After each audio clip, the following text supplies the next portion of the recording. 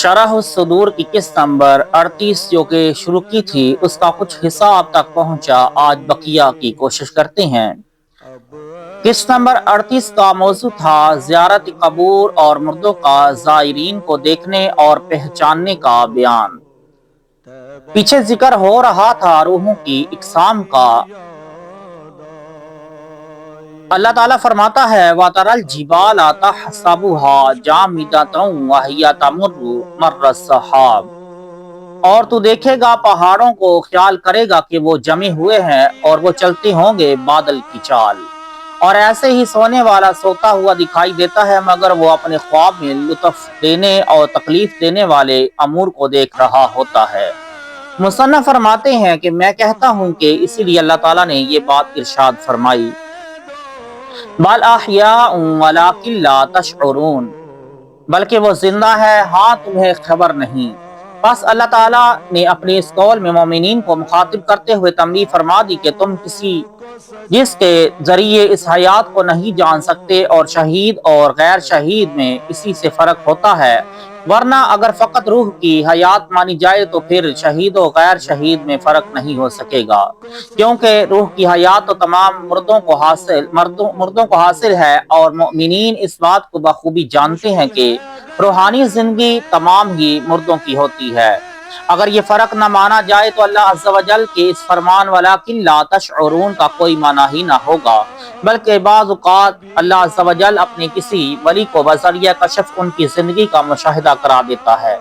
चनाचा हज़रत इमाम सुहैली रहमतुल्लाह तआला अलैह दलाइल नबुव्वत में किसी सहाबी रज़ियल्लाहु तआला अन्हु से नकल किया कि उन्होंने ओहद के मैदान में एक जगह कब्र खोदी तो उसमें दूसरी जानब एक शुगाफ पड़ गया। देखा तो वहां एक शख्स तख्त पर बैठा अपने सामने रखे कुरान पाक में तिलावत कर रहा था, और उसके सामने एक सरसब्ज़ बाग भी था। वो सहाबी समझ गए कि ये कोई शहीद सहाबी हैं, क्योंकि उन्होंने उनके रुखसार पर एक जख्म देखा था। इस वाक़े को हज़रत अबू हय्यान रहमतुल्लाह तआला अलैह ने भी जिक्र किया है, और इसके मुशाबा एक वाक़या हज़रत इमाम याफ़ई रहमतुल्लाह तआला अलैह ने रोज़ुल रियाहीन में एक नेक बंदे से यूं रिवायत किया है कि मैंने एक शख्स की कब्र खोदी, जब उसमें लाहद बनाने लगा तो 7 वाली कब्र की एक ईंट गिर गई। मैंने देखा वहां एक बुजुर्ग तशरीफ फरमा थे जिन पर एक सफेद लिबास था जो हरकत कर रहा था। उनके सामने सोने से लिखा और सोने का बना एक कुरान मजीद रखा था जिसमें वो तिलावत कर रहे थे। उन्होंने सर उठाकर मुझे देखा और पूछा, अल्लाह सवजल तुम पर रहम फरमाए, क्या क़यामत कायम हो गई है? मैंने कहा नहीं। फरमाया, अल्लाह सवजल तुम्हें आफियत दे, ईंट अपनी जगह रख दो। चुनाचा मैंने ईंट लगाकर शुगाफ बंद कर दिया। एक और वाक़या नकल करते हैं, हज़रत इमाम याफ़ई रहमतुल्लाह तआला फरमाते हैं, हमें एक बाइतमाद गोरकन ने बताया कि मैंने एक कब्र खोदी तो उसे वहां तख्त पर बैठा एक शख्स नजर आया। उसके सामने एक कुरान करीम रखा था जिसमें वो तिलावत कर रहा था, और उसके नीचे एक नहर भी बह रही थी। ये मंजर देखकर गोरकन बेहोश हो गया। लोगों ने उसे बाहर निकाला मगर बेहोशी का सबब मालूम न हुआ। फिर 3 दिन बाद उसे होश आया। मनकूल है कि हजरत शेख नजमुद्दीन अस्फहानी कदसरह नूरानी एक मुर्दे की तदफीन में शरीक हुए, और जब तलकीन करने वाला बैठकर तलकीन करने लगा तो मैयत की आवाज आई, क्या तुम्हें इस पर ताज्जुब नहीं होता कि एक मुर्दा शख्स जिंदा को तलकीन कर रहा है? हजरत अबू मुगीरा रहमतुल्लाह तआला अलैह ने हजरत मुआफी बिन इमरान रहमतुल्लाह तआला अलैह की फजाइल बयान करते हुए कहा, मैंने उन जैसा आज तक नहीं देखा। मुझे एक दोस्त ने बताया कि उनकी तदफीन के बाद एक शख्स ने उनकी कब्र पर तलकीन करते हुए ला इलाहा इल्लल्लाहु कहा, तो उन्होंने भी ला इलाहा इल्लल्लाहु कहा। इमाम याफ़ई रहमतुल्लाह तआला अलैह बयान करते हैं कि हज़रत इमाम मुहिब्ब तबरी शाफ़ई रहमतुल्लाह तआला अलैह ने फरमाया, मैं शेख इस्माइल हाज़रमी रहमतुल्लाह तआला अलैह के साथ मकबरा ज़ुबैद में था। शेख ने पूछा, मुहिब्बुद्दीन, क्या तुम मुर्दों के कलाम करने पर यकीन रखते हो? मैंने कहा हाँ। फरमाया, फलां कब्र वाला मुझे कह रहा है मैं अहले जन्नत से हूँ। मनकूल है कि हजरत शेख इस्माइल हादरमी रहमतुल्लाह तआला अलैह यमन के किसी कब्रस्तान से गुजरे तो इंतहाई गमगीन होकर बुलंद आवाज से रोने लगे और फिर बहुत खुश होकर हंसने लगे। आपसे इसका सबब दरियाफ्त किया गया تو فرمایا میرے سامنے سے پردے ہٹائے گئے تو میں نے دیکھا کہ ان مردوں کو عذاب ہو رہا ہے۔ سو میں اللہ عز و جل کی بارگاہ میں گڑ گڑایا تو مجھے ندا آئی، ہم نے ان مردوں کے حق میں تمہاری سفارش قبول کر لی ہے۔ پھر اس قبر سے ایک عورت بولی، اے اسماعیل کیا میں بھی ان میں شامل ہوں، حالانکہ میں تو گانا گانے والی فلانی عورت ہوں۔ میں نے کہا ہاں تو بھی ان کے ساتھ ہے۔ اس کی اس بات پر مجھے ہنسی آ گئی۔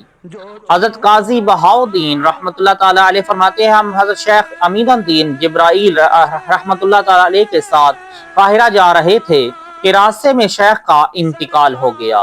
جب ہم قاہرہ کے دروازے پر پہنچے تو دروازہ دربان نے روک دیا کیونکہ ہم میت کو شہر میں لے جانے کی اجازت نہیں تھی۔ اس وقت شیخ نے اپنی انگلی اور ہاتھ اوپر اٹھایا تو ہم شہر میں داخل ہو گئے۔ منقول ہے کہ ایک شخص نے مقام قرافہ پر ایک نوجوان کے ساتھ بدفعلی کا ارادہ کیا تو اس نوجوان نے کہا بخدا میں یہاں ہرگز رب عز و جل کی نافرمانی نہیں کروں گا، کیونکہ میں نے ایک مرتبہ یہاں ایسا کیا تو ایک قبر پھٹ گئی۔ اور مردے نے کہا کیا تمہیں اللہ عز و جل سے حیا نہیں آتی؟ حضرت سیدنا زین الدین بوشی رحمۃ اللہ تعالی فرماتی ہیں منصورہ میں جب مسلمانوں کو قیدی بنا لیا گیا تو ان میں ایک فقیہ حضرت عبد الرحمن نویری رحمۃ اللہ تعالی بھی تھے۔ آپ قرآن پاک کی تلاوت کرتے تھے، آپ نے وہاں یہ آیت مبارکہ بھی تلاوت کی، وَلَا تَحْسَبَنَّ الَّذِينَ قُتِلُوا فِي سَبِيلِ اللَّهِ أَمْوَاتًا بَلْ أَحْيَاءٌ عِندَ رَبِّهِمْ يُرْزَقُونَ۔ اور جو اللہ عز و جل کی راہ میں مارے گئے ہرگز انہیں مردہ نہ خیال کرنا، بلکہ وہ اپنے رب کے پاس زندہ ہیں، روزی پاتے ہیں۔ پھر جب آپ رحمت اللہ تعالیٰ علیہ کو شہید کر دیا گیا تو ایک فرنگی آیا اور اپنے نیزے سے آپ کے چہرہ مبارک کو چھو کر کہنے لگا، اے مسلمانوں کے امام، تو کہتا تھا کہ تمہارے رب نے تمہیں زندہ کہا ہے اور تمہیں روزی دی جاتی ہے، تو بتاؤ کہاں ہے وہ زندگی؟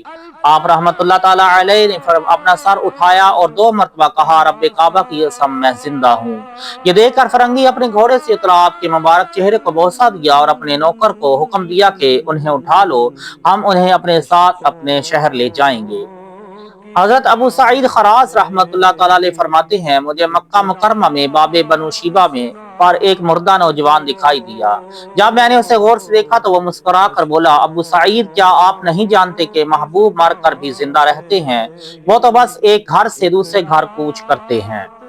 حضرت شیخ ابو علی روزباری رحمۃ اللہ تعالیٰ علیہ فرماتے ہیں میں نے ایک فقیر کو قبر میں اتارا اور اس سے کفن کی گرہ کھول کر اسے مٹی پر لٹایا تاکہ اللہ عز و جل اس کی غریب الوطنی پر رحم فرمائے۔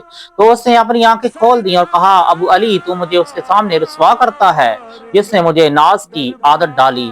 میں نے کہا، اے میرے سردار کیا موت کے بعد زندگی؟ اس نے کہا، ہاں میں زندہ ہی ہوں، اور اللہ عز و جل سے محبت کرنے والا ہر شخص زندہ ہوتا ہے، اور میں اپنے مرتبے کے سبب کل بروز قیامت تمہاری ضرور مدد کروں گا۔ منقول ہے کہ ایک کفن چور تھا، ایک مرتبہ ایک خاتون فوت ہوئی اور لوگوں نے جنازہ پڑھا تو یہ کفن چور بھی اس میں شامل ہو گیا تاکہ اس کی قبر کا پتہ لگا سکے۔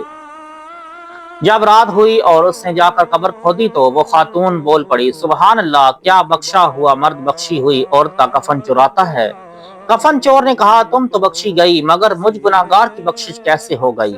خاتون نے کہا، اللہ عز و جل نے مجھے اور میرا جنازہ پڑھنے والوں کو بخش لیا ہے اور تو نے بھی میرا جنازہ پڑھا ہے۔ یہ سن کر کفن چور اٹھا، مٹی واپس ڈالی اور پکی سچی توبہ کر دی۔ حضرت ابراہیم بن شیبان رحمۃ اللہ تعالیٰ علیہ فرماتے ہیں ایک نیک نوجوان میرے ساتھ رہنے لگا، اس کا انتقال ہوا تو میں غمگین ہو گیا۔ میں نے اسے غسل دینے کا ارادہ کیا تو غم کی وجہ سے بائیں جانب سے شروع کر دیا۔ اچانک اس نے میرا ہاتھ پکڑا اور دائیں طرف پھیر دیا۔ میں نے کہا، بیٹا تم نے ٹھیک کیا، مجھ سے غلطی ہو گئی تھی۔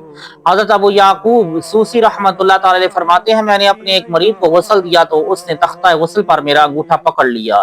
میں نے کہا، بیٹا میرا ہاتھ چھوڑ دے، میں جانتا ہوں کہ تو مردہ نہیں ہے، یہ تو ایک گھر سے دوسرے گھر منتقل ہونا ہے۔ تو اس نے میرا ہاتھ چھوڑ دیا۔ حضرت ابو یعقوب سوسی رحمۃ اللہ تعالی فرماتے ہیں میرا ایک مرید میرے پاس مکہ مکرمہ آیا اور ایک دینار دیتے ہوئے کہا، استاد محترم کل ظہر کی وقت میرا انتقال ہو جائے گا، یہ دینار رکھ لیجئے، آدھے دینار سے میری قبر اور آدھے سے کفن کا انتظام فرما دیجئے گا۔ اگلے دن وہ ظہر کے وقت آ کر طواف کرنے لگا اور پھر کچھ پیچھے ہٹا اور انتقال کر گیا۔ جب میں نے اسے قبر میں اتارا تو اس نے اپنی آنکھیں کھول دی۔ میں نے کہا، کیا موت کے بعد زندگی ہے؟ وہ بولا، میں اللہ عز و جل سے محبت کرنے والا ہوں اور اس سے محبت کرنے والا ہر شخص زندہ ہوتا ہے۔ اللہ تعالی ہم سب کو قبر و حشر کے عذاب سے نجات عطا فرمائے، نبی کریم صلی اللہ علیہ وآلہ وسلم کی شفاعت نصیب فرمائے، آمین یا رب العالمین۔